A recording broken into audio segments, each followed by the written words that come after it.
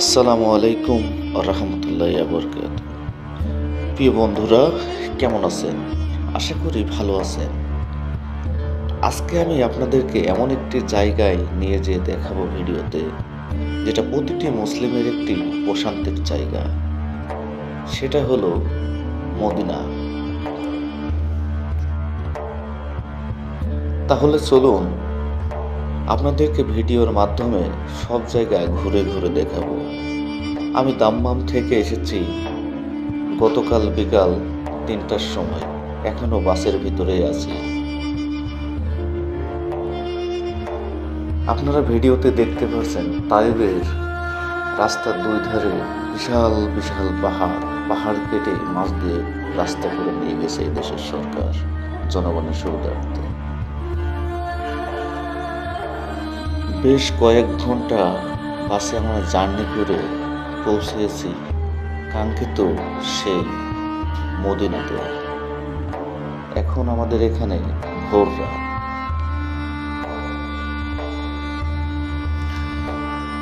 আপনারা অনেকেই জানেন আল মদিনা আল মনোয়ারা পশ্চিম সৌদি আরবের হেজাজ অঞ্চলে একটি প্রসিদ্ধ শহর এবং আল মদিনা প্রদেশের রাজধানী। মক্কার পরে মুসলিমদের দ্বিতীয় পবিত্র শহর হিসাবে, যেখানে ইসলামের সর্বশেষ নবী ও রাসূল মুহাম্মদের রওজা শরীফ অবস্থিত। এটি ঐতিহাসিকভাবে গুরুত্বপূর্ণ কারণ আমাদের প্রিয় নবী হযরত মুহাম্মদ সাল্লাল্লাহু আলাইহি ওয়াসাল্লাম হিজরতের পরে মদিনায় বসবাস করেছিলেন। নানান ঐতিহাসিক কারণে মদিনা গুরুত্বপূর্ণ। বিশেষ করে মুসলমানদের কাছে এই নগরটি অত্যন্ত শ্রদ্ধেয় ও পবিত্র। এই সেই মদিনা যেখানে অবস্থিত আছে মসজিদে নববী।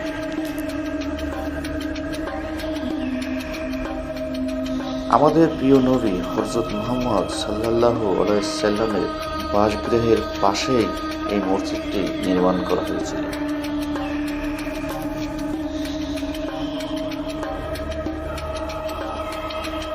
সে সময় আমাদের প্রিয় নবী হযরত মুহাম্মদ সাল্লাল্লাহু আলাইহি সাল্লাম নিজে ব্যক্তিগতভাবে মসজিদে নির্মাণ কাজে অংশ নিয়েছিলেন। সে সময় মসজিদ সম্মিলিত পিস্তল, আদালত ও মাদ্রাসা হিসেবে ভূমিকা পালন করেছে। পরবর্তীকালের মুসলিম শাসকরা মসজিদ সম্প্রসারণ ও সৌন্দর্যবর্ধনের কাজ করেছেন। 1909 খ্রিস্টাব্দে আরব উপদ্বীপের মধ্যে এই মদিনা শরীফেই সর্বপ্রথম বৈদ্যুতিক বাতি চালানো হয়। মসজিদ খাদেমুল হারমাইন শরীফাইনের নিয়ন্ত্রণে থাকে। মসজিদ ঐতিহ্যগতভাবে মদিনার কেন্দ্রস্থানে অবস্থিত। মসজিদের নববী অন্যতম গুরুত্বপূর্ণ ধর্মীয় স্থান বিধায় এখানে হজের সময় আগত হাজিরা হজের আগে বা পরে মদিনায় অবস্থান করে।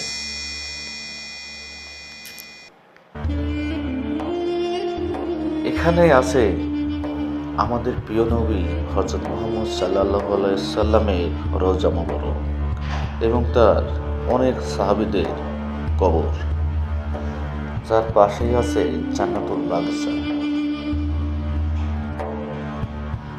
মসজিদের দক্ষিণ পূর্বাঞ্চলে অবস্থিত আছে সবুজ গম্বুজ একটি স্থাপনা। এটি হযরত আয়েশা রাদিয়াল্লাহু আনহার বাড়ি ছিল। এখানে হযরত মুহাম্মদ সাল্লাল্লাহু আলাইহি সাল্লাম এবং তার পরবর্তী শাসক দুইজনের সমাধি রয়েছে।